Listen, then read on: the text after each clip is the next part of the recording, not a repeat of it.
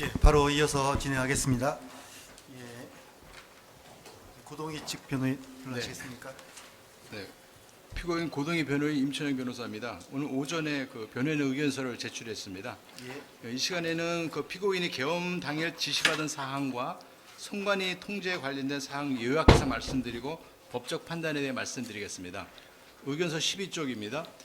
피고인이 그 문상호 정보사령관으로부터 이 사건과 관련된 지시를 처음 하달받은 시간은 24년 12월 3일 10시경입니다. 정보사령관실에서 작전과장과 함께 지시받은 사항은 상부의 지시라며 소령급 8명을 선발하고 대기태세를 유지하라는 것이었습니다.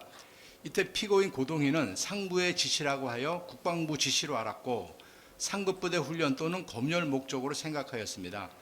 정보사령관은 피고인에게 지시할 때 계엄이라는 말을 전혀 언급한 바가 없습니다.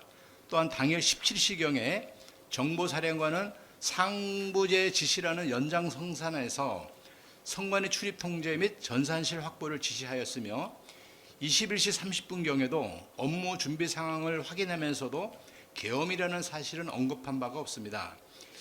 이와 같이 피고인은 정보사령관으로부터 이와 같은 지시를 받고 나서 사령관에게 선관위에 들어가려면 정당성이 있어야 하는 것 아닙니까? 라고 물어보았지만 사령관은 나중에 알려주겠다라고 하였습니다. 당일 22시 20분경 윤석열 대통령이 대국민 담화를 발표하면서 비상계엄을 선포합니다 라고 언급하였을 때 그때 계엄이라는 것을 처음 알았습니다.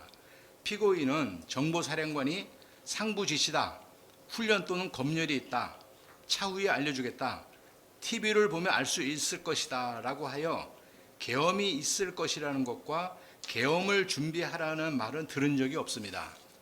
다음은 선관위 관련 사항입니다. 피고인은 선관위는 과천에 있는 정부기관의 하나로 생각하였지 헌법기관이라고 생각하지 못하고 있었습니다. 또한 피고인은 당시 부정선거라는 정치적 이슈에 대해서도 무관심한 상태였습니다. 정보사령관으로부터 계엄이 선포된 후 선관위에 들어가서 야간 근무자들을 내보내라. 당직자들은 현 위치에 근무하도록 하되 외부에 연락을 하지 못하도록 하라는 지시사항을 수행하였습니다. 전산실을 확보한 후 사령관 지시대로 통합 관제실 내부 사진 한매, 서버실 전경 사진 한매를 사령관에게 전송했으나 사령관이 사진만 봐서는 모르겠다 다시 촬영하라고 하여 서버실에 있는 통합 선거의 명부 서버, 통합 스토리지 서버실을 촬영하여 사령관에게 전송하였습니다. 선관이 들어갈 때에는 소령의 진술 조서에서 말한 바와 같이 과장이 물리력을 행사하거나 강압적으로 하지 말아라. 핸드폰은 사용하지 못하도록만 하자라는 지침에 따라서 처음부터 강압적이거나 물리적인 힘을 사용할 계획이 없었을 뿐만 아니라 현장에서도 강압적인 물리적 행사는 없었습니다. 다만 피고인 고동희가 서버실 사진을 찍는 CCTV 사진이 언론에 보도되면서 마치 피고인이 매우 중요한 임무를 수행한 것처럼 평가되고 비춰져서 당혹스러울 뿐입니다. 피고인은 이와 같이 서버 사무실 사진 5장을 찍었을 뿐입니다. 이왕 법적 판단에 대해서 말씀드리겠습니다. 의견서 19쪽입니다. 형법 87조 내란죄에 있어서 판례와 학설에 따르면 중요 임무 종사자란 계엄령 선포 준비 또는 무력 동원 지휘, 내란 계획 추진 및 주도, 무력에 의한 정부 정복의 중추적 역할, 군경 행정부 등 핵심 기구 장악 및 협조 유도 등 단순한 참여보다는 한 단계 더 높은 핵심 실행자 또는 지도급 인물에게 적용됩니다. 5.17 사건과 관련해서 법원은 전두환은 내란 수계 반란 수계로 그 나머지 분들인 노태우 당시 수도경비사령관, 유학성 상군사령관, 황영시 육군참모차장, 차규현 수도군단장, 허화평 보안사령관 비서실장, 이희성 계엄사령관, 주영복 국방사령관은 모의에 참여하거나 지휘하거나 중요 임무에 종사한 자로 판단하였습니다. 즉 5.18 사건에서 내란 중요 임무 종사자에 해당하는 사람들은 군 고위 장성급 지휘관들과 보안사령부에서 직접 모의에 참여하거나 지휘한 사람들에게만 적용하였습니다. 다음 21페이지입니다. 그러나 피고인 고동희에게는 그 내란 중요 임무 종사자에 해당하지 않는다고 봅니다. 첫째로 피고인에게 내란 자체는 전혀 몰랐을 뿐만 아니라 내란 목적이 전혀 없었습니다. 내란 중요 임무 종사죄가 성립하려면 내란죄 또는 예비 음모죄가 전제되어 있어야 하는데 전혀 이런 거에 대해서 전제가 되어 있지 않았습니다. 피고인이 한 행위는 헌정질서 파괴를 목적으로 한 폭동이 아니라 정보사령관의 지시를 받고 성관이 경계 및 방호를 목적으로 한 일시적 조치였을 뿐입니다.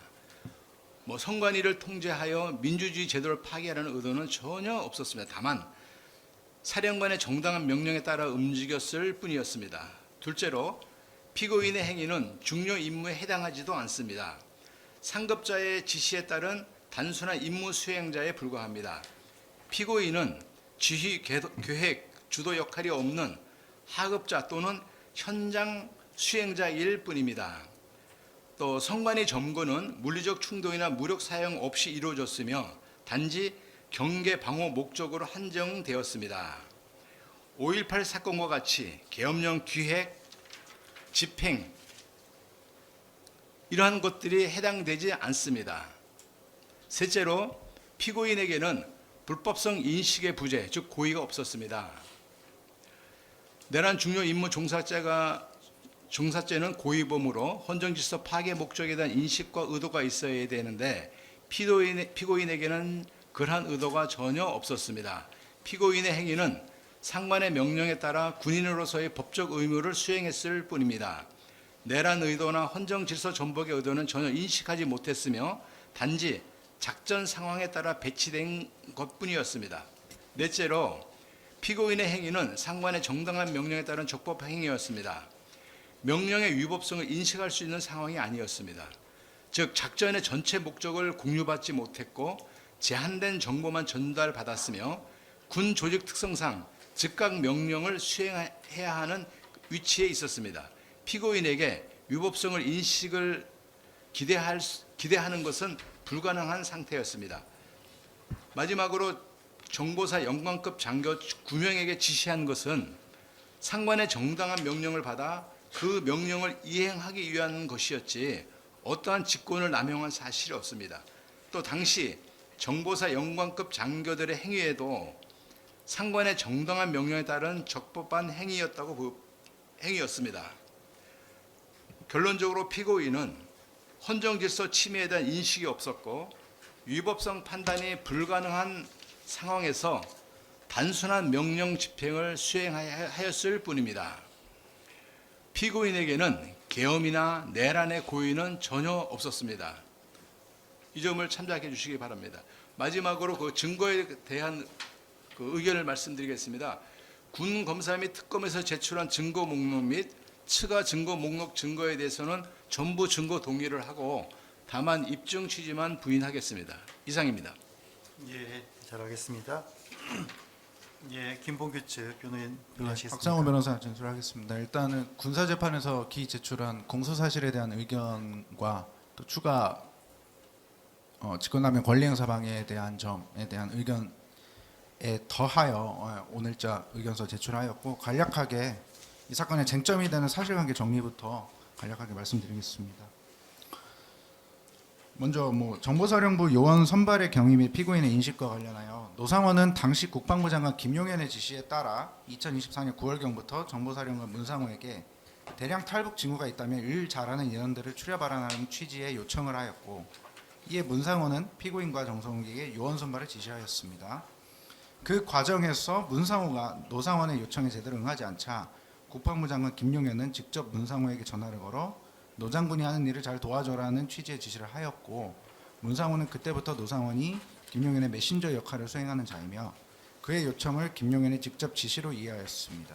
또한 문상호는 위와 같은 장관의 지시를 피고인에게 직접 언급하며 피고인 또한 요원 선발에 관한 지시가 국방부 장관의 지시 및 직속 상관인 문상호 정보사령관의 순차 지시로 이해하고 이에 따랐던 것입니다. 또한 노상원 및 문상호는 2024년 10월 중순 내지 말경 피고인에게 북한이 우물풍선을 계속해서 부양해 보내고 있고 이에 따른 대비 또는 대량 탈북자 발생의 가능성 징후들이 있는 것 같으므로 이에 대한 대비가 필요하다는 취지를 설명하면서 요원 추천을 지속적으로 요청하였습니다. 결국 피고인이 문상호의 지시에 따라 요원을 선발한 것은 직속 상관의 지시에 복명한 것이며 그 목적 또한 대량 탈북 발생 시 정보사령부에서 수행해야 할 모종의 임무 수행과 관련이 있을 거라고만 인식하였던 것입니다.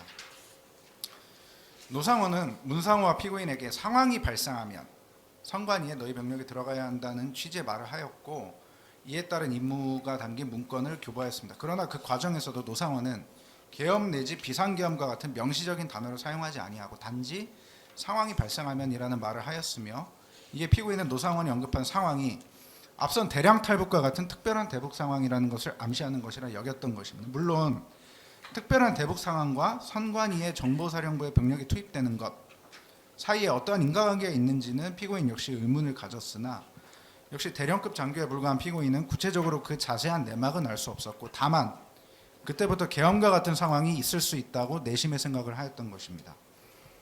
피고인은 그 다음날 문상호의 집무실에 불려가 문상호를 대면하였는데 문상호 역시 피고인과 같은 생각을 하고 있었고 이에 피고인에게 계엄과 같은 상황이 있을 수 있다. 잘 이해는 되지 않지만 군인으로서 장관 혹은 통수권자의 명령이 있다면 이에 따라야 하지 않겠느냐는 취지의 말을 하였습니다. 따라서 피고인은 그때부터 상황 발생에 따른 선관위로의 병력 투입이 상부의 지시에 따른 임무이고 군인으로서 설령 의문이 있다 하더라도 이에 따라야 한다고 생각했던 것입니다. 결국 이 사건 비상계엄 선포 당일 피고인은 문상호의 지시에 따라 정보사 요원을 모 여단에 소집하였고 TV를 통해 대통령이 비상계엄을 선포하는 것을 보게 되자 문상호로부터 임무수행 지시를 받아 각 조별 임무를 하도록 하였습니다. 그러나 이후 국회에서 비상계엄 해제 요구안이 가결됨에 따라 실제 피고인과 정보사 요원들의 임무수행은 이루어지지 않았고 피고인은 문상호로부터 임무 중단시키세요 라는 지시를 받았습니다. 결국 피고인은 비상계엄 선포에 따른 그 어떠한 실행행위에도 나아가지 않았습니다. 법리적 주장 간략히 말씀드리겠습니다.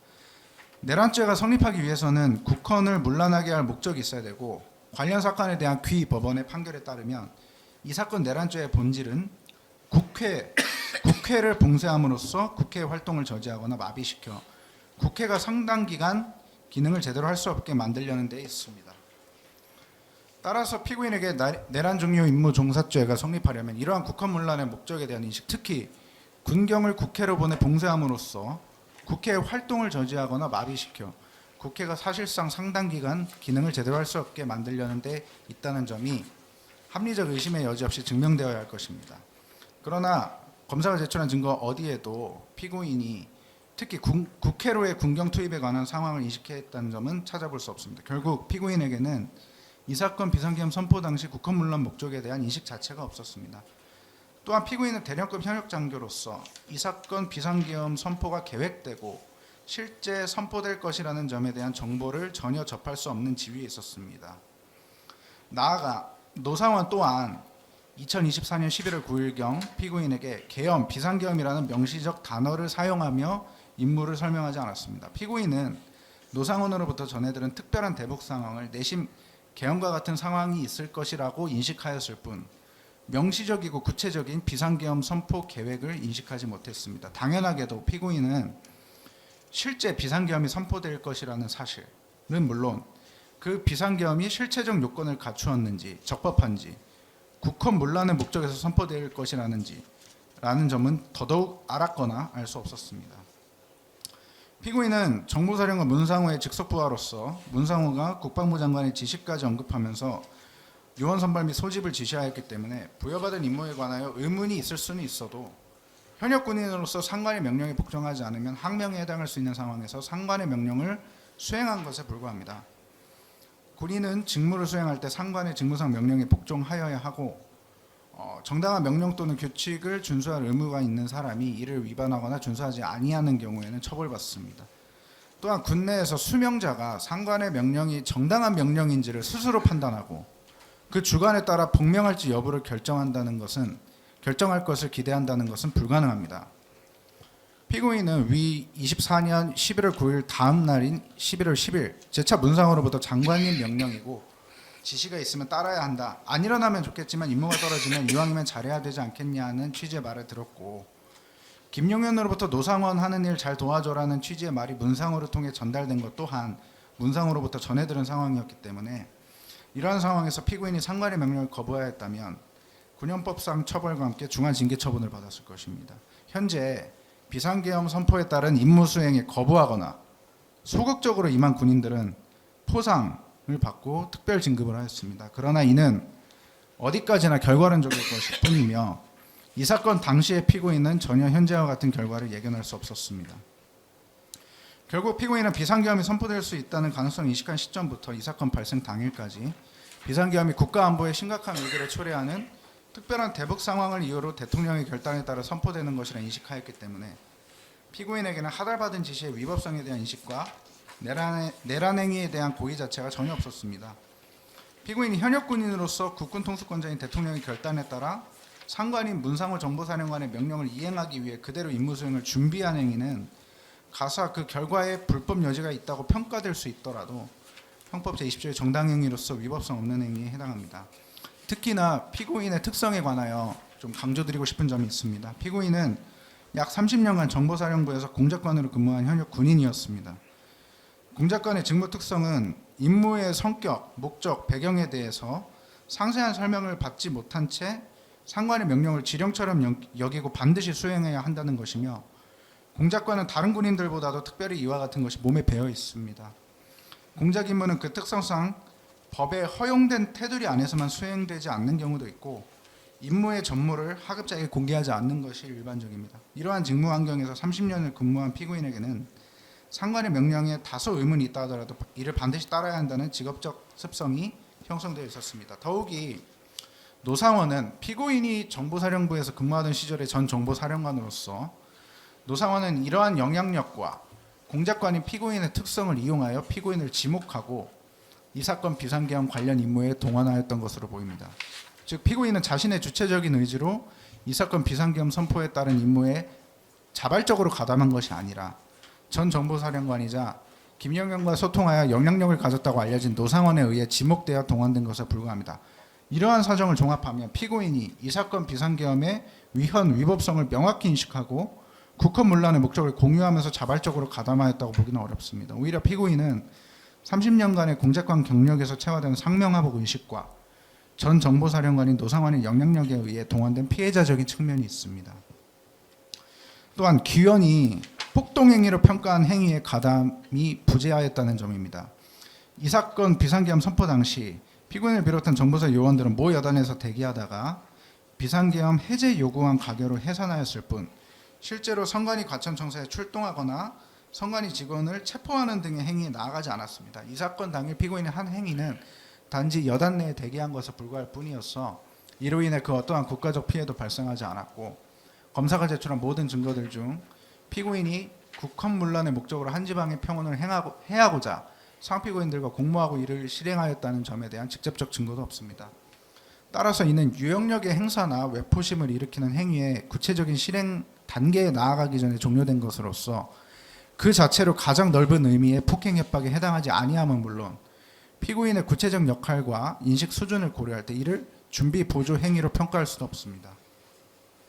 다음으로 직권남용 권리행사 방해의 점입니다. 우선 공소사실에 관하여 특검은 공소장에 피고인이 상피고인 고동희 정성욱 등과 함께 직권남용 권리행사 방해 항목에 기재된 모든 범행의 실행에 가담한 것처럼 기재했으나 이 사건 당일 피고인은 현역 군인으로서 명에 따라 정보사령부 소속 군인들로 하여금 모 여단 회의실로 집합하게 하였을 뿐이고 이마저도 직속 상관인 정보사령관으로부터 일방적으로 하달받은 지시사항을 이행한 것에 불과합니다. 공소사실은 피고인이 정보사 요원들로 하여금 의무 없는 일을 하게 하였다는 것이나 피고인 자신도 정보사령관의 직속 부하로서 문상호의 지시에 따라 모 여단에 집합하여야 할 의무를 가진 현역 군인에 불과합니다. 즉 피고인은 직권남용의 가해자가 아니라 오히려 피고인에 대한 지시 권한을 가진 상관의 명령이 가사 직권남용 행위로 평가된다면 이에 대한 상대방의 지위에 있었던 것입니다. 귀원이 관련 사건에서 국회 경비대 대원들이 피고인 목현태의 지휘 권한에 복종하여 그 지시를 따랐을 뿐 피고인 목현태 등과 사이에 내란에 관한 의사의 합치에 이르렀다거나 피고인 목현태 등의 권한남용 행위에 대한 본질적 기여를 통한 기능적 행위 지배를 하였다고 보기는 어렵다라고 판시한 바와 같이 피고인 역시 문상호 및 그에 대한 김용현의 순차 지시에 복종하여 그 지시에 따랐을 뿐 상관의 권한남용 행위에 대한 본질적 기여를 통해 기능적 행위 지배를 하였다고 보기 어렵습니다. 또한 피고인이 문상호의 지시에 따라 요원들에게 임무를 하달한 행위 역시 앞서 말씀드린 바와 같이 군인으로서 상관의 직무상 명령에 복종하여야 되는 의무에 따른 것이며 피고인에게는 공동 가공의 의사가 부재하였습니다. 또한 기능적 행위 지배 또한 부재하였습니다. 나아가 공소장 기재 권리 직권남용 권리행사 방해의 점 중 실제 선관위 출동 관련 부분 공소 사실은 기 제출한 의견서 기재로 가름하겠습니다. 피고인이 자신이 비상계엄과 관련된 임무를 부여받았다는 사실 자체는 인식하였더라도 전체적인 계획은 전혀 알지 못하였고 막연히 계엄 상황이라는 인식만 있었기에 자신에게 부여된 임무 이외에는 어떠한 지배력도 행사할 수 없는 상태에서 곧바로 자신이 직접 관여하지도 않고 그 구체적인 내용도 알 수 없는 정보사령부의 다른 팀의 임무 및 행위에까지 공동 가공의 의사나 기능적 행위 지배가 있었다고 볼 수 없습니다. 또한 이 부분 관련해서도 피고인의 오랜 공작권 경력에 비롯되어 노상원에게 의해 동원되었다는 점은 앞서 말씀드린 바와 같습니다. 이상과 같이 피고인 및 피고인의 변호인은 이 사건 공소사실 일체를 부인하는 바입니다. 다음으로 증거에 관해 의견을 말씀드리겠습니다. 특검이 제출한 추가 증거, 즉 관련 사건 증인신문 녹취록과 피고인의 관련 사건에서의 증인신문 과정에서 이 사건에 관한 사실관계의 상당 부분이 현출되었습니다. 이에 피고인의 변호인은 일부 증거에 관하여 기존의 의견을 번이하고 내용 부인 내지 부동의한 증거에 대해서 동의하되 입증 취지 부인하는 것으로 번이합니다. 먼저 공범인 공동피고인 정성욱, 고동희에 대한 피의자 신문조서 및 진술조서, 진술서 등과 또 제3자 특히 문상호, 노상원의 진술이 기재된 피의자 신문조서, 진술조서, 진술서 등 그리고 나머지 증거 목록 제1권 내지 제13권에 편철된 증거는 동의하되 입증 취지 부인하도록 하겠습니다. 이에 피고인에 대하여 정성욱, 고동희, 문상호, 노상원에 대한 증인신문이 예정되어 있는데 검찰이 신청한 그 증인들에 관하여 재판부에 다른 판단을 구하는 바입니다. 이상입니다. 예, 수고하셨습니다. 예, 마지막으로 정성욱 측변호인 일어나 주시겠습니까? 네, 정성우 피고인 담당 김경호 변호사입니다. 오랫동안 기다렸습니다. 먼저 서면 제출 현황부터 말씀드리겠습니다. 제가 이제까지 6개 서면을 냈습니다. 공소 사실에 대한 의견, 그리고 간접 정범에 대한 의견, 그리고 국헌문란 목적에 대한 의견, 그리고 내란범의 필요적 공범에 대한 의견, 이렇게 공소 사실에 대해서 4개의 서면을 제출했고, 그리고 기존 증거에 대한 의견과 증인 신청서 이렇게 총 6개 서면을 냈는데 오늘 제출한 2개 서면이 있습니다. 그것을 모두 합쳐서 공판심리 의견서로 종합했고, 그리고 추가 변호인 의견서는 타임라인별로 세부적인 분초 타임라인별로 실제 상황과 그에 대한 의견 이렇게 최종 정리했습니다. 그래서 오늘은 공판심리 의견서의 5쪽부터 핵심 내용, 줄침 내용 중에 핵심 내용만 말씀드리고자 합니다. 예. 먼저 이 사건 공소 사실에 대해서는 전부 부인하는 입장입니다. 그 공판심리 의견서를 말씀드리기 전에 먼저 저는 특검의 공소 사실에 대해서 2가지의 중대한 하자에 대해서 개인적 의견을 말씀드리겠습니다. 첫 번째 중대한 하자는 윤석열, 김용현, 노상원 등은 윤석열의 행정부 수반이라는 지위에서의 내란 뿐만 아니고 국군 통수권자로서의 친위 군사 쿠데타, 군사 반란도 동시에 일으켰습니다. 이 사건은 내란이자 반란입니다. 특히나 헌법재판소에서 윤석열을 파면할 때 국군 통수권자로서의 헌법상 의무를 위반했다라고 해서 주권자에 대한 반란을 명시했고, 그리고 서울 인근의 특전사나 수방사, 무장 병력이 출동하려면 합참의장의 명령을 따라야 합니다. 국군조직법 9조입니다. 작당하여 병기를 휴대하고 반란을 일으킨 겁니다. 그런데 특검은 이 중에 내란만 공소한 점, 이것은 실체적 사실과 부합하지 않다. 두 번째, 하자는 이 사건 내란범은 필요적 공범의 문제입니다. 필요적입니다. 국헌문란 목적이라는 규범적 해석, 형법 91조 특히 2호와 관련되는데, 헌법이 정한 국가기관에 강압으로 전복시키거나 그 기능을 불가능입니다. 불가능하게 할 때 국헌문란 목적이 인정됩니다. 그것이 인정되는 법적인 바운더리에 있는 사람은 모두 내란범이고 그 역할에 따라 필요적 공범입니다. 그럼에도 불구하고 이 특검은 공모라는 단어를 쓰고 있습니다. 형법 총론에 공모라는 단어를 지금 모든 공소장에서 쓰고 있는데 명백한 법리적 하자입니다.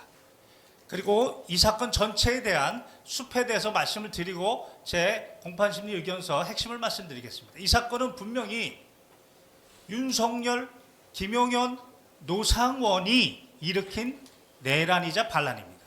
그리고 국헌문란 목적은 그 화이트리스트, 방첩사가 공개한, 방첩사가 작성한 화이트리스트, 즉 여인영, 곽종근, 이진우, 그리고 박안수, 그리고 그들의 지시를 받아 현장에서 병기를 휴대하고 나가서 작전 임무를 수행했던 자들까지는 국헌문란 목적이 명백해 보입니다. 그러나 그들로부터 공모가 아니고 지시를 받은 자는 과연 중요 임무 종사자냐 아니면 중요 임무 종사자의 도구냐, 그 부분을 명백하게 해야 됩니다. 그것이 바로 국헌문란 목적, 그 규범적 해석 범위에 들어가는지 여부, 이 부분인 것입니다. 이 부분을 전제해서 제 5쪽부터 말씀을 드리겠습니다. 공판심리 의견서 5쪽입니다. 제가 밑줄을 미리 그어놨습니다. PPT 제작하지 못한 건 죄송합니다. 5쪽에서 말씀드리고 싶은 것은 특검은 공모라고 했습니다. 윤석열부터, 공소장을 보면 윤석열부터 정성우까지 공모라는 표현을 쓰고 있습니다. 이것은 하자입니다.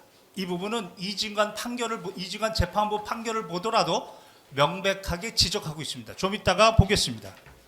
다음 6쪽입니다. 그래서 내란법은 집합범이기 때문에 총론에 공모, 공동정범의 법리가 적용될 여지가 없습니다. 그래서 그 밑에 이진관 재판부 판결을 보면 명백하게 내란죄는 필요적 공범이다. 집합범이므로 내부자들 사이에서 각재 수행한 역할에 따라 처벌될 뿐 형법 총칙 규정이 적용될 여지가 없다. 마찬가지로 유경진 재판부 판결도 집합범 체계 내에서 국헌문란 목적의 내심에 공유하였는지 이것이 절대적 전제이다. 이것이 바로 가장 중요한, 이 사건에서도 가장 중요한 법리라고 보입니다. 그리고 국헌문란 목적은 규정이 있습니다. 형법 91조입니다. 1호는 이 사건과 무관하고 2호가 바로 적용이 될 겁니다. 제가 아까 말씀드린 것처럼 국가기관에는 행정기관과 헌법기관이 있습니다. 그 부분은 쉽게 군인들이 이해하기는 어려울 겁니다. 그러나 국회가 헌법기관이라는 것은 알거나 알 수 있습니다. 그러나 중앙선관위가 헌법기관이라는 것은 저도 반성컨대 헌법을 보고 알았습니다. 법의 전문가도 중앙선관위가 행정기관인지 헌법기관인지는 명확하게 군인들이 인식하기는 어려워 보입니다. 그래서 헌법이 정한 국가기관에 강압으로, 전복입니다. 전복. 국회에 출동한 팀은 창문을 깨고 들어가서 분명히 정복 내지 그 기능에 불가능, 그날 저녁에 로텐도어를 뛰어다니면서 분명히 동의를 불가능하게 할 수 있었습니다. 그들에게 책임을 물어야 할 그러한 명백한 규정이 있는 것입니다. 여기에 해당하는지 여부를 명백하게 보시고 여기에 해당하면 비록 내가 하지 않았다 하더라도 다른 사람이 한 행위를 모두 책임지는 겁니다. 그게 바로 내란범 집합범의 법리인 것입니다. 다음 8페이지입니다. 피고인 정성욱은 12월 3일 날 비상계엄 당일 비무장 상태였습니다. 그리고 이 부분은 정정하겠습니다. 그 성관이 직원 모시고 오라는데 데리고라고 표현을 정정하겠습니다. 데리고 오라. 데리고 오고 수사하는 팀은 따로 있습니다. 데리고 오는 역할을 맡았습니다. 그리고 이 부분에 대해서는 8페이지 문상호가 북한의 대량 탈북 징후가 있다. 이런 어떻게 보면 부하를 속였습니다. 그리고 9페이지입니다. 수시로 국방부 장관 김용현이 전화 받았다. 장관님 지시 명령이 있으면 군인은 당연히 따라야 한다. 이렇게 정당한 지시의 강압도 있었습니다. 정성욱은 구체적인 사정을 보면 야구 방망이 등등의 구체적 사정을 보면 이 부분은 다툼이 없어 보입니다. 11월 10일경 최초로 케이블 타이 야구 방망이 이런 준비하라 노상원의 지시를 받았습니다. 그런데 준비하지 않았습니다. 그리고 11월 17일 롯데리아에서 또 만나서 또 준비 사항을 확인했는데 준비가 안 돼 있었습니다. 그랬더니 대령이 멍청하냐 이러한 이야기를 들었습니다. 그래서 옆에 있던 문상호가 사비를 들여서 먼저 사라 그렇게 소극적으로 대응했습니다. 그리고 이 사건은 제가 말씀드린 것처럼 9페이지 중요 임무 종사자냐 중요 임무 종사자의 도구냐 그 기준은 바로 국헌문란 목적의 공유 여부입니다. 그것이 인정이 안 되면 간접 정범에 불과하다는 것입니다. 다음 10페이지입니다. 그 부분은 넘어가겠습니다. 그리고 11페이지입니다. 국헌문란의 목적의 공유 이 부분은 이 사건 명백합니다. 화이트 리스트에 해당하는 장성들 그 사람들은 명백합니다. 그리고 현장에서 총기 들고 그렇게 했던 그 부분도 명백해 보입니다. 그들에게 엄격한 책임을 물어야 되지 그렇지 않은 군인들에게 국헌문란 목적이라고 하는 명백한 법리가 있음에도 불구하고 그들을 모두 거기다 집어넣어서 처벌한다는 것은 윤석열을 반란수계로 처벌하지 않고 그저 군인들의 머릿수를 채우려고 하는 것에 불과하다. 개인적인 의견입니다. 이 사건 증거에 대한 의견을 말씀드리겠습니다. 12페이지입니다. 기존의 의견을 모두 번이하겠습니다. 그리고 추가 제출된 증거도 모두 번이해서 동의하고 대부분 동의하고 입증 취지 부인하겠습니다. 다만 노상원 그리고 문상호 그들에 대한 반대 신문권 보장 차원에서 그래서 부동의하겠습니다. 그리고 현장에서 실제 어떤 대기 상태였느냐 이 사건 피고인 정성욱은 부대에서 대기만 했습니다. 부대 밖에 나간 적이 없습니다. 종사의 행위 자체가 없습니다. 그 종사했을 때 실제 어떤 모습이었는지 2명의 에서 증인 신청하고 그리고 이 사건 전체 김용현이 나의 지시는 윤석열의 지시다. 그리고 노상원의 지시는 바로 내 지시다라고 했던 김용현을 증인으로 이렇게 신청하고자 합니다. 결론적으로 이 사건 공소 사실은 수계 및 수계급에게 당연히 엄격하게 지어야 될 책임은 묻지 못하고 내란 임무 종사자의 도구에 불과한 자들을 내란 임무 종사자라고 책임을 오히려 뒤집어 씌우는 이런 공소 사실에 대해서는 부인합니다. 예, 일단 여기까지 모두 진술까지 마치겠습니다. 군법원에서 일부 증거 조사에 대해서 증거 제보 결정이 있었고 사회기일에서 곽종근에 대한 증인 신문이 진행이 되었습니다. 공판 준비기를 협의한 대로 간략한 방법으로 서정에 대해서 증거조사하기로 했습니다. 다만 곽정근 증인에 대한 녹음 파일이 존재하지 않는 것으로 지금 확인되었어요. 조서 제시 열람 등의 방법으로 간단히 증거조사하도록 하겠습니다. 이렇게 해도 괜찮으시겠죠?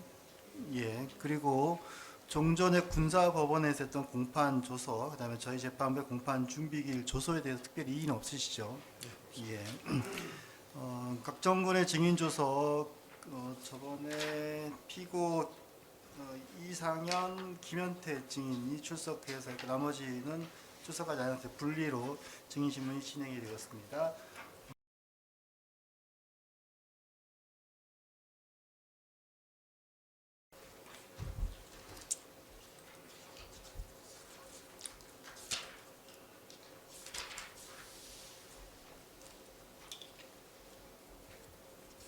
다들 보이시죠? 예, 총 한 140페이지 정도 되는데요. 당시에 피의자 신문 조서 등 일부에 대해서 다 서명 진정성립 인정 일부 하였고 주신문 반대 신문이 있었습니다.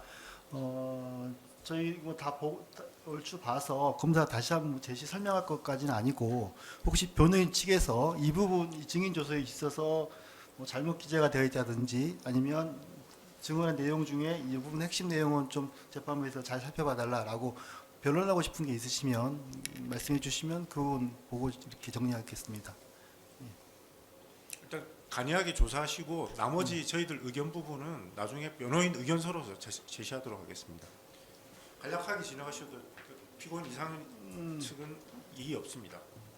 그러니까 이 내용을 저희가 굳이 이거를 또 검사로 보고 110페이지 정도를 제시 열람 설명할 것까지는 아닌 것 같고요. 이 내용 다 보셨기 때문에 검사 설명 없다 하더라도 다 아셔서 그냥 뭐 구두로 말씀하고 싶은 게 말씀하시고 딱히 없다 한다면 다음에 서면으로 제출하시고요.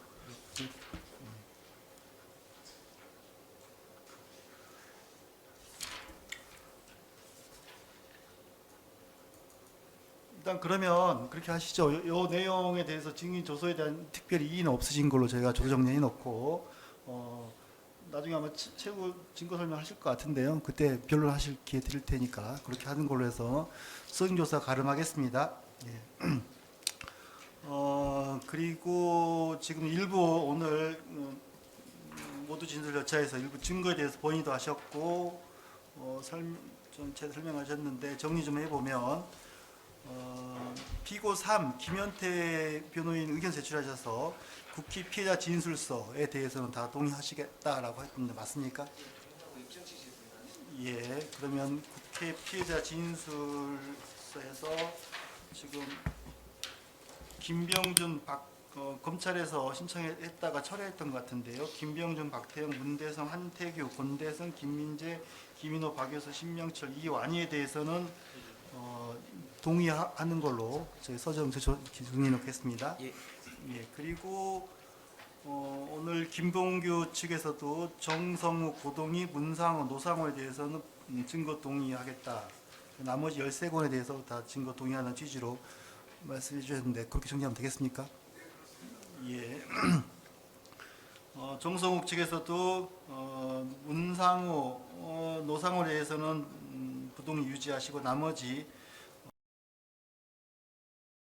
본인이 동의하신 걸로 네, 그렇게 정리하시면 되고 변호인 측 증인 유지하시고 새로 김용현에 대해서 증인 신청할 예정이다 라고 하겠는데 한번 보시죠. 왜냐하면 김용현도 지금 증인 조서가 있거든요. 그 별건 다른 사건에 있어서 증인 조서 제출되어 있으므로 그거 보시고 행위 겹치지 않든지 아니면은 굳이 내용이 동일하다 뭐 그렇게 차이가 안 나지 않는다면 예, 그러시죠. 그리고 지금 증거 관련해서 김대우 측에 대해서는 그때 저희가 뭐 열람 보시라고 했던 것 같은데 예, 다 보셨습니까? 그 지난주에 등사했습니다. 그래서 예. 지금 의견 좀 약간 좀 시간이 부족해서 정리를 못했고요. 가능한 한 빠른 시간 내에 의견 제시하겠습니다. 예, 그러시죠. 그리고 예, 이상현 측은 뭐 증거에 대해서 특별한 달리 변동이 없으시고요. 예, 그러겠습니다. 그리고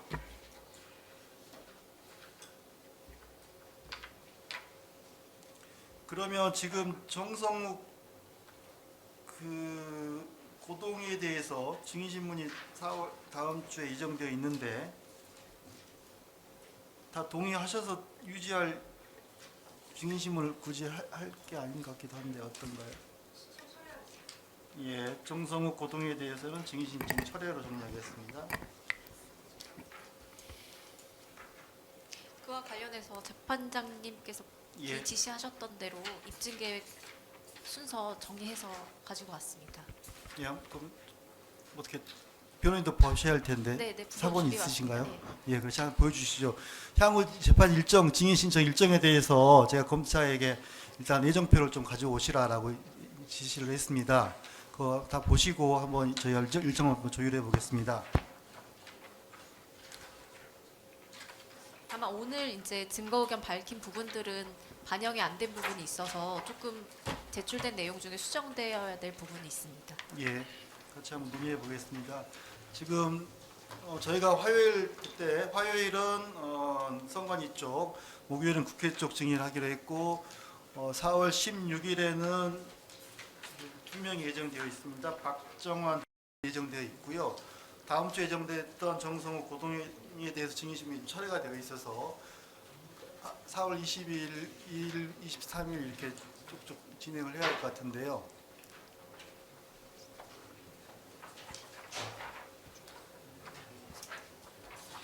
재판장님, 이와 관련해서 추가로 말씀드릴 게 있습니다. 8번에서 10번, 17에서 19번, 29번에서 30번 순서는 정보사 요원들의 출석 예정되어 있습니다. 정보사 요원들의 이름이 군사상의 기밀에 해당하는 점을 비추어 볼 때 저희 이름을 호명하는 것은 제한하여 주시고 저희가 성과 계급 정도로만 특정해서 의견서를 작성하였습니다. 예. 재판에서도 호명이 되었는데 그 부분은 불러 처리를 요청드립니다. 예. 그 혹시 증인신문 시작할 때 다시 한번 또 말씀해 주세요. 예.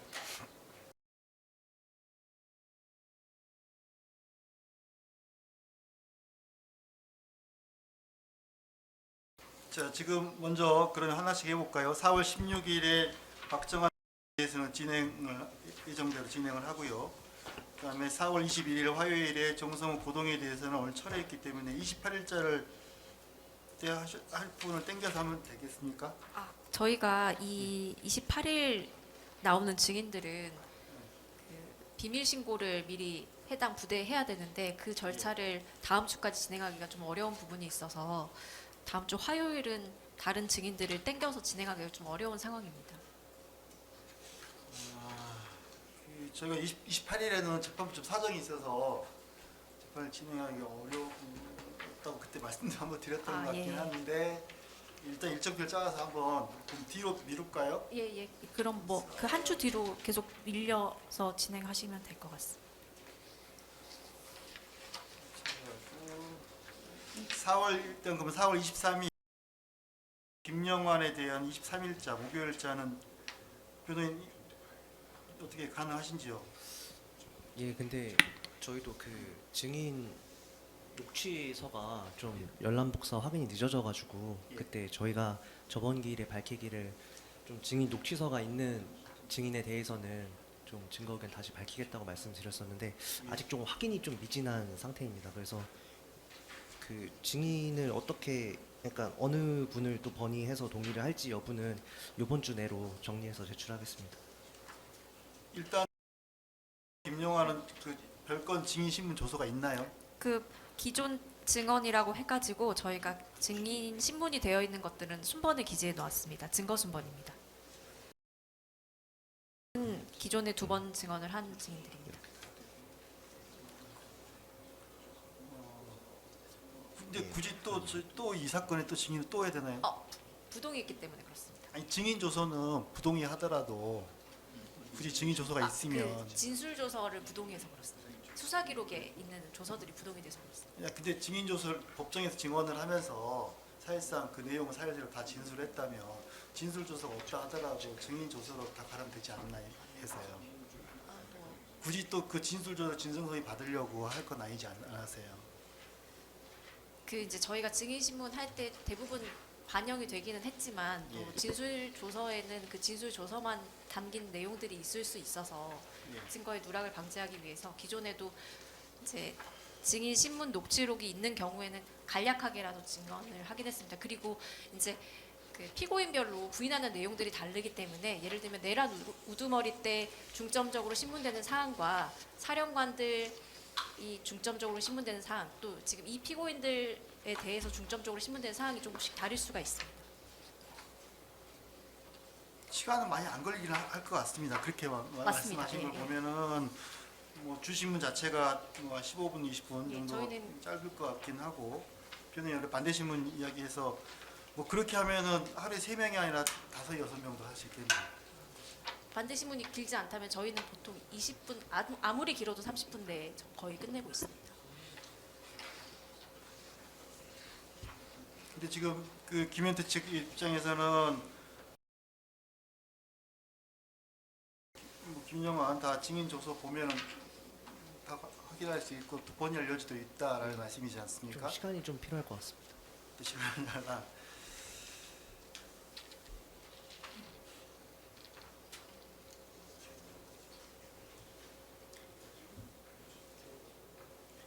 23일에는 그 혹시 23일에 변호인도 그렇긴 하지만 그때까지는 증언 승인서 받을 수 있지 않을까요? 김모주령, 이모주령. 아 먼저 그러면 예. 그 다음 주 목요일 말씀. 목요일에 좀 저희가 뭐 약간 국회 쪽이 아니긴 하지만은 할 수 있을 것 같습니다, 재판장. 그러니까 지금 왜냐하면 4월 16일 이번 주하고 다음 주를 거의 재판을 하루 일주일을 안 하게 될 것 같아서 그러면 21일은 안 한다 치더라도 23일은 진행을 해야 되는데 지금 김현태 측은 준비가 안 돼 있다 하시니까 좀 이렇게 시간을 땡겨서 하셔서 하는 게 어떨까 싶고 또 28도 제가 또 재판을 못 하게 돼서요. 예. 그러면 혹시 김병우 정석 그 변호인께서 김모주령, 이모주령 그 세 명에 대해서 28일 날 진행을 하는 거에 대해 23일 날. 저희도 28일 무관합니다. 아니 23일. 23일 예. 8번부터 10번의 그 증인을 4월 23일에 하자는 겁니다. 8번에서 10번 증인에 대해서 저희도 물어볼 게 없습니다. 정성욱 씨. 저희는 노상원과 문상호에 대해서 반대 신문을 요구하지 나머지 예. 증인에 대해서는 예, 변호인 맞습니다. 정석 변호인 씨가 맞는데요. 김봉규 변호인 어떠신지요? 네, 23일에 진행하겠습니다. 그러시죠. 그러면은 일단 4월 16일에는 1번, 2번 하고요. 4월 28일에 4월 28일 화요일에 4월 아니, 23일. 4월 23일. 네. 4월 23일 목요일에 8번부터 8, 9번, 9번, 10번 이렇게 하셔도 되겠습니까? 네, 그렇게 하겠습니다. 예, 김봉규 변호인만 나오시면 될 것 같은데요. 그렇죠? 그리고 28일은 저희가 재판부 사정 따면 재판을 못 할 것 같고요.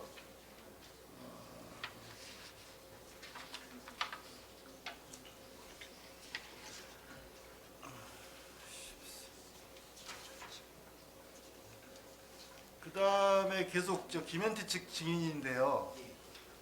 5번, 6번, 7번부터 11, 12, 13.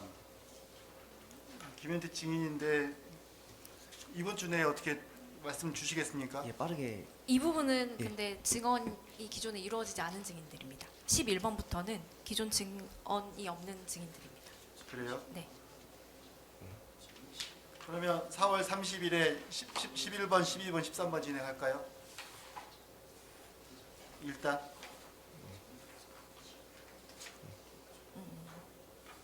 5번, 6번, 7번에 대해서는 차후에 하는 걸로 하고요. 차후 지정하는 걸로 하고 11번, 12번, 13번에 대해서는 4월 30일 목요일에 진행하는 걸로 11, 12, 13. 되겠습니까? 김현태 측? 예. 예. 4월 30일.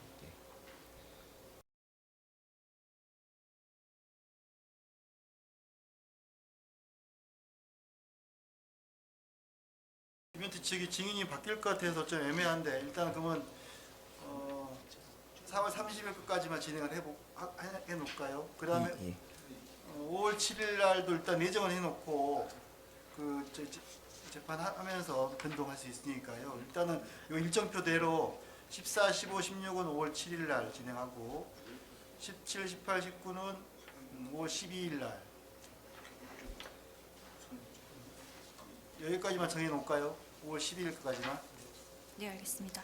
저희도 관련돼서 이때도 정석 측은 별도로 신문할 내용이 없습니다. 예, 그러실 거 김범규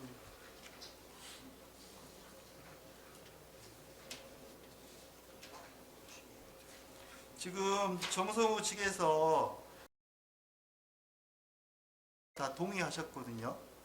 오늘 건의해서 동의해서 그게 지금 김모주령, 이모주령하고 겹치지 않나 싶기도 하고 그런데요. 최모소령.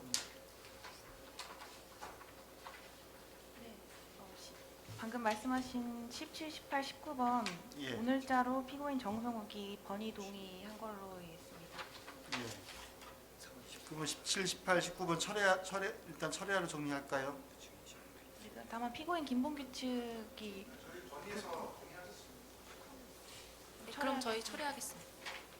예, 17번, 18번, 19번은 번의 동의하고 철회.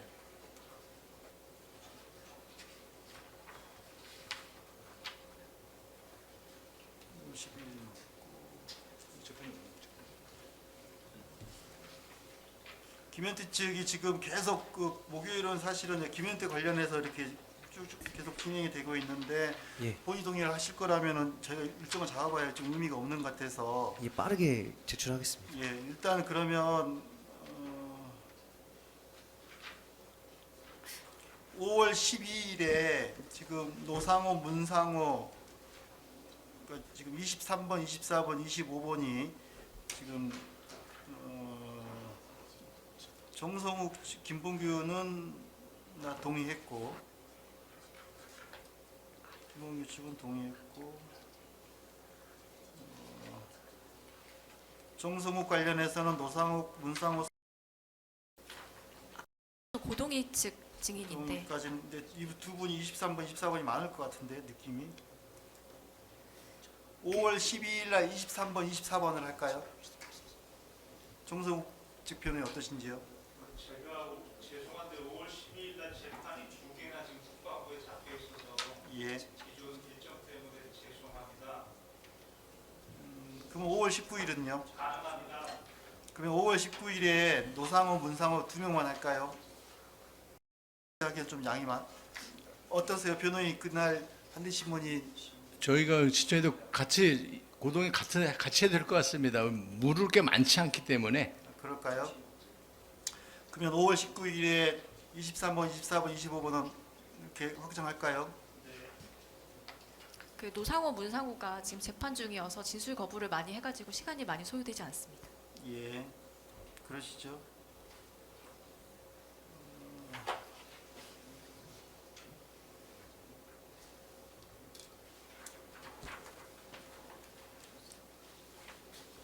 그다음에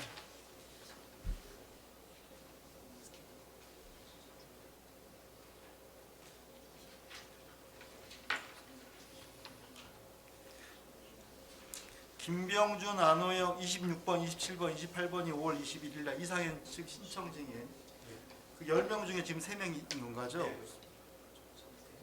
그날 목요일 날 할까요? 가능하시겠어요? 예, 알겠습니다. 예, 그러면 5월 21일 목요일 또 확정 3명 이렇게 하는 걸로 하고요. 5월 26일도 확정해 주십시오. 예? 5월 22일 일정도 확정해 주십시오. 네. 그러시죠. 그럼 5월 26일 5월 26일에 박모서령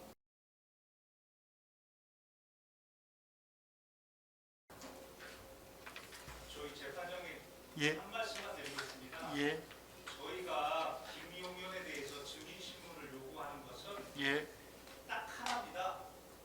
길지 않습니다. 예, 어떤 증인 신문 조서를 보더라도 김용현 진술에 없는 내용이 있습니다. 그게 뭐냐면 김용현 스스로가 내 지시가 윤석열,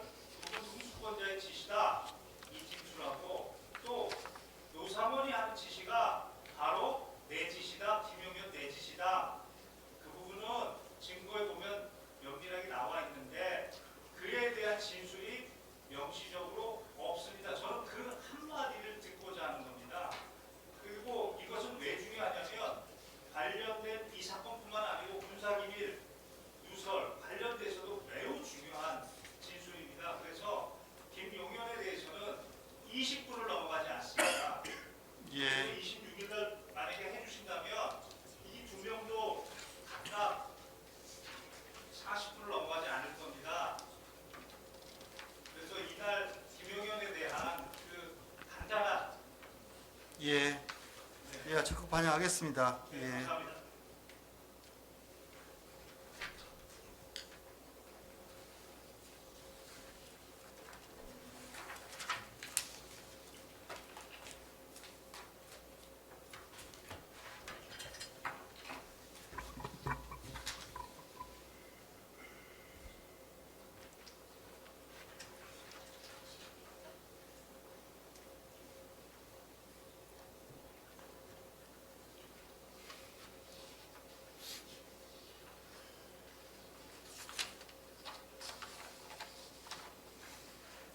(5월 28일) 그 또 지금 검사 저기 하는 거 이상현 측 신청 증인 10명 중에 또 4명 예. 확정해 주시면 진행하겠습니다. 10명 다 하셔야 돼요? 예, 10명 다 해야 됩니다. 신문은 많지 않으시겠죠? 예, 신문 사항은 많지 않습니다. 하지만 다는 해야 될 것 같습니다.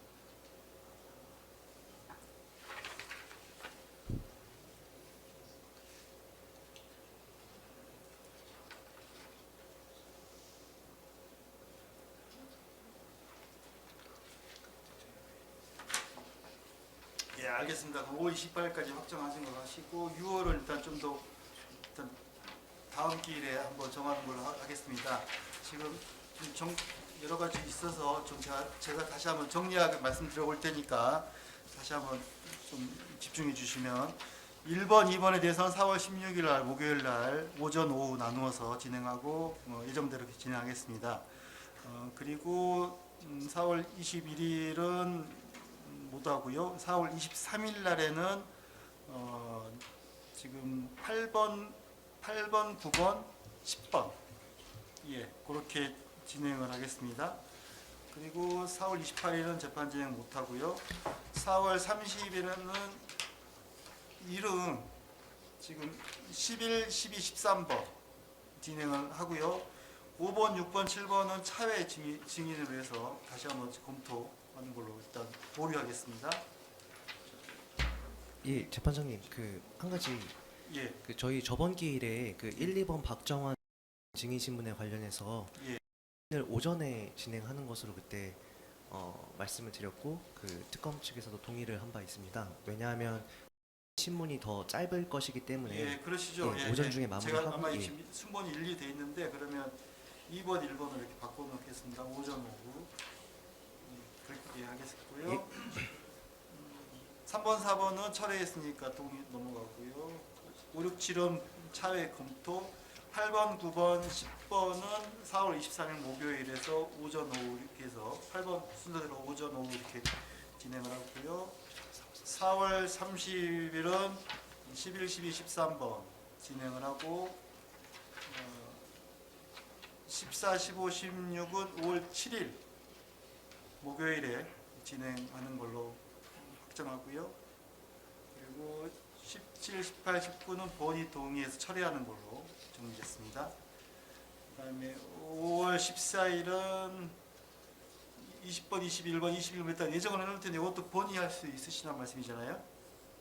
예, 예. 검토가 일단 필요할 것 같습니다. 이렇게 이렇대로 그냥 예정을 해놓겠습니다. 예, 23, 24, 25는 5월 19일 화요일, 26, 27, 28은 5월 21일 목요일, 5월 26일에는 29, 30 김용현 이렇게 하고 5월 28일 나머지 이상현 측 34번까지 34번까지 검토하는 걸 이렇게 하면 되겠습니까? 예. 8, 9, 10번 관련해서 4월 23일 진행 관련해서 예. 저희 측 반대 신문도 길진 않을 것 같습니다. 예. 그래서 굳이 오전 오후 두 기를 잡지는 않고 오후 정도만 잡으셔도 시간 안에 충분히 끝날 수 있을 것 같습니다. 그래요? 뭐 그러시죠. 그러면 4월 25일 오후 2시부터 3명 증인. 그러면 소환을 김모 준영은 오후 2시, 이모 준영은 오후 3시. 이모 준영 계획서 10번은 4시 이렇게 할까요? 예. 그래도 빌려나 너무 또 아니면 그냥 오후 2시, 오후 3시 두 명 이렇게 하겠습니다. 예. 그렇게 진행할 수 있도록 됐지요? 그래서 오전에 한 명, 오후에 2명 이런 형식으로 순서대로 이렇게 진행하도록 하겠습니다. 그리고 김현태 측에서 좀 건의하실 분들 좀 정리해 주시고 이번 주에 말씀해 준다 했으니까 거기에 맞춰서 좀 다시 한번 정리하면 되지 않을까 싶습니다. 네, 재판장님, 증인신문 관련해서 간략히 의견 하나만 요청드리겠습니다. 예. 오늘 말씀하신 증인 순서 중에 8에서 10번, 29번에서 30번 순서는 정보사 요원들 5명 출석 예정되어 있습니다. 기존에 특검이 기소하여 공소유지 중인 사건 중에도 이처럼 정보사 요원들이 출석하는 경우에 비공개, 비중계 재판으로 진행하거나 차폐시설을 설치하고 성과 계급으로만 호명하는 등 정보사 요원들의 개인정보를 보호하는 조치를 취하며 재판을 진행하였습니다. 본 사건에서도 심리가 공개 및 중계될 경우 심리 과정에서 정보사 요원들의 신상, 현행 임무 등이 언급될 것이 예상되고 심리의 공개 및 중계로 인하여 해당 정보가 노출된다면 이를 회수하거나 회복하는 것이 현저히 곤란하며 국가 안전 보장에 중대한 위해가 발생할 우려가 있다는 점 등을 고려할 때 향후 공판에서 정보사 요원들 출석 예정된 두 기일은 심리를 비공개로 진행하시거나 차폐시설을 설치하고 재판을 진행하여 주시고 중계를 제한하여 주실 것을 요청드립니다. 아울러 707 특임단 소속 부대원의 경우에도 같은 사유로 관련 내란 사건에서 비중계 재판으로 진행하고 차폐시설을 설치하였으며 성, 계급, 직책으로만 호명하는 등 개인정보를 보호하는 조치를 취하였으므로 2번, 5번, 6번, 2번, 11번에서 16번, 22번에 대한 707 특임단 부대원들에 대하여도 중계를 제한하여 진행하여 주시거나 차폐시설을 설치하고 재판을 진행하여 주실 것을 요청드립니다. 예, 적극 고려하겠는데요. 그 말씀하신 비중계하는 거는 뭐 비실명하는 거 문제 특히 요청하신 대로 그렇게 진행할 것이고 증인의 인적사항 확인하는 것도 신분카드 제출하는 걸로 가름해서 할 수 있을 것 같은데 차폐시설 어떻게 하자는 말씀이신지요? 그러니까 차폐시설 피고인들이 못 보게? 방청석과 방청객 못 방청석을 보게? 가졌습니다. 방청객 못 보게 하자고요? 네, 기존에 그렇게 진행해 왔습니다. 예, 대중에게 공개되는 것이 제한되는 사람들입니다. 예, 뭐 하여튼 아니 최대한 적극 반영하겠습니다.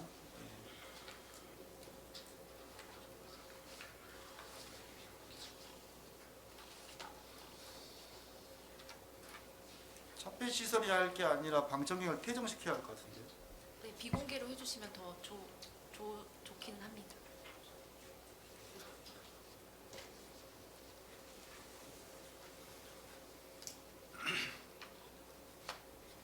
예, 그러겠습니다.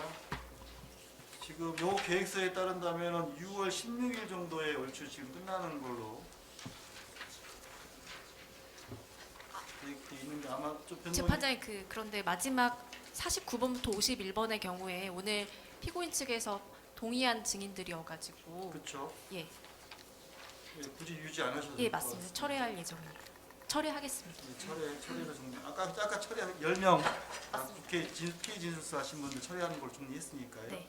네, 재판장님 그리고 39번부터 48번까지 예. 그 피고인 김대우 관련도 사실 이미 다 증언이 많이 이루어진 인원들이라서 예. 좀 적극적으로 건의를 해주신다면은 특검도 좀 철회할 계획을 가지고 있습니다. 피고인 측에서 의견을 빨리 정리해서 제출하겠습니다. 예. 예. 그때 정리하신다 하셨는데 연락 제가 복사하셨으니까 보고하시면 될 것 같고요.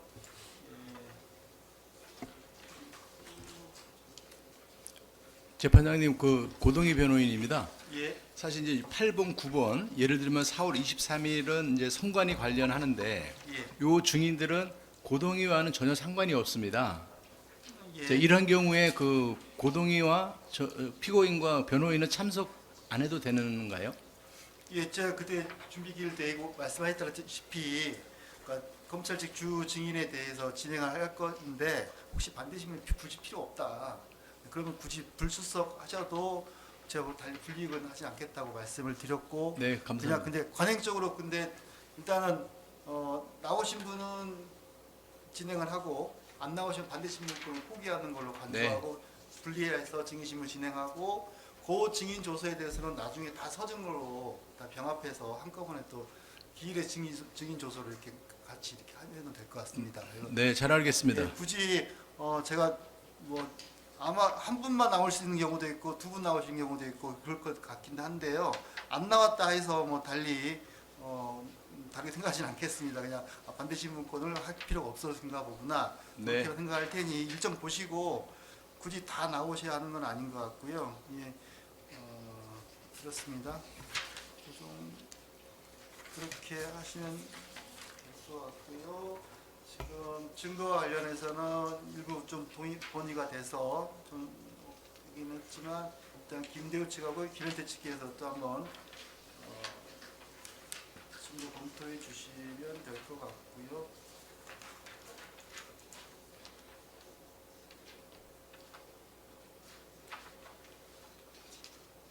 그리고 서증을 좀 받아야 할 것 같습니다. 지금 검찰에서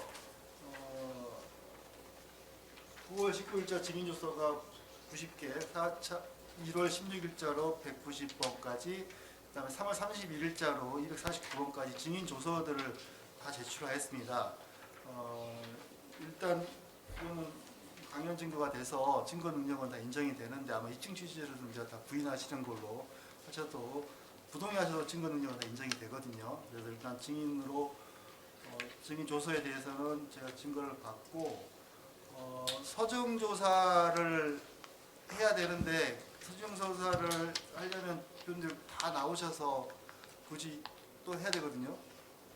서증 조사를 하고 재판부가 받고 재판부가 이제 그걸 지금 재판 기간 동안 검토도 하고 해야 되는데 오늘 다 안 네, 가져오시죠? 저희 오늘 다 제출하려고 증거 다 가져왔고 사실 서중 조사까지 예견을 해서 예. 주요 증인 신문조서 요지 PPT로 준비는 해왔습니다. 그 249개 중에 180개 정도에 대해서 예.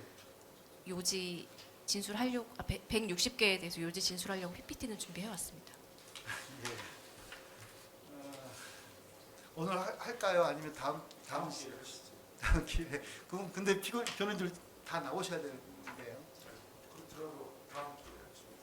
다음 기회에요. 어느 정도 증인신문이 다 끝나고 나면 하시면 어떨까 싶습니다. 그러니까 어차피 다 나와서 그러면 그렇게 하시죠. 그 준비도 하셔야 되고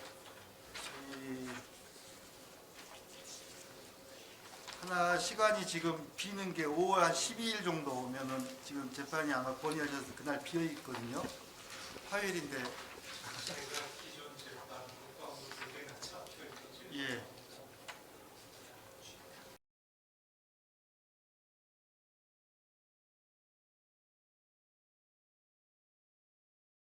(4월 21일) 화요일은 어떠세요?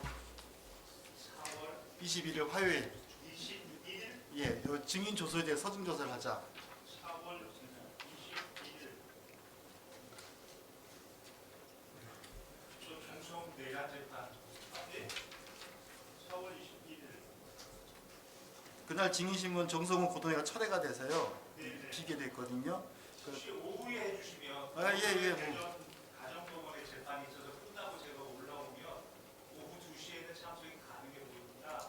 그러면 4월 21일 오후 2시부터 4시까지 해서 증인조서 검사가 제출하는 249개의 증인조서에 대해서 서증조사하고 재판부가 받는 걸로 이렇게 하겠습니다. 서증조사 진행하는 시간으로 갖겠습니다.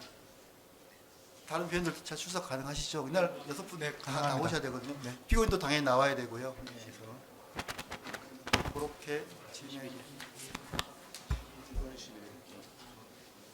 재판장님 그리고 추가 증거 신청할 거 있어서 좀 신청 금일 하려고 합니다. 어떤 거요?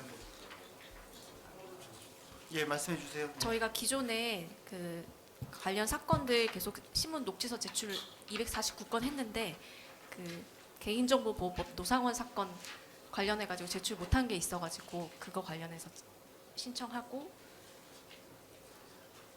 그다음에 이제 어느 정도 사실관계 다 드러나지 않았나요? 그게 꼭 증인 조사가 필요하나요?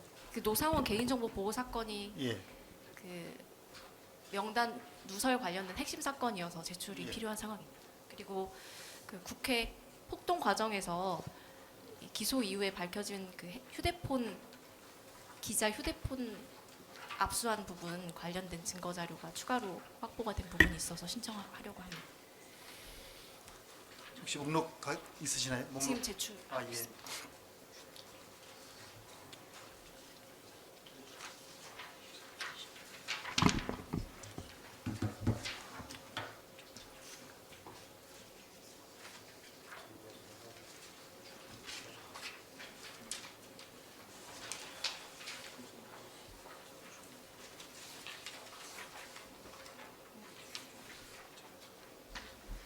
녹취서 김봉규 뭐 정성우 오영대 고동장로 판결문 있는데요. 크게 뭐 다르진 않을 것 같긴 한데 그러면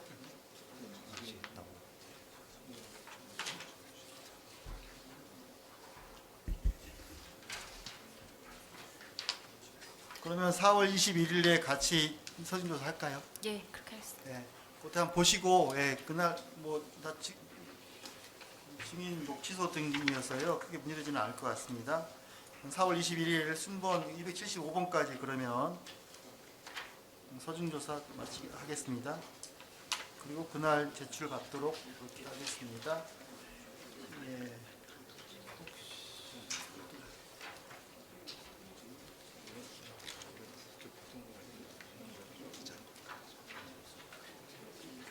추가 증거 이거는 변호인들이 748번부터 이거는 거의 검토를 해야 되지 않나요? 예, 그거는 추후에 의견 주시면 그에 따라서 진행. 일단 이거는 아직 저희 채택을 하지 않는 걸로 하고요.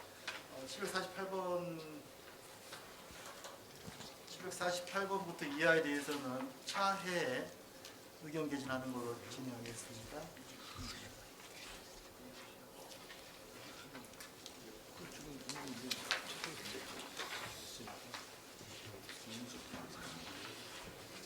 좀 뭐가 복잡하긴 한데 하여튼 얼추 증인신문 일정과 4월 21일 서준조사하는 일정까지 어느 정도 진행이 됐고 아마 또 가다가 본의하고 하면 바뀔 것 같기도 한데요. 오늘 이 정도 하면 되겠습니까? 네, 그러시죠. 오늘 이 정도 하고 하겠습니다. 예, 모두 수고하셨습니다. 예, 마치겠습니다.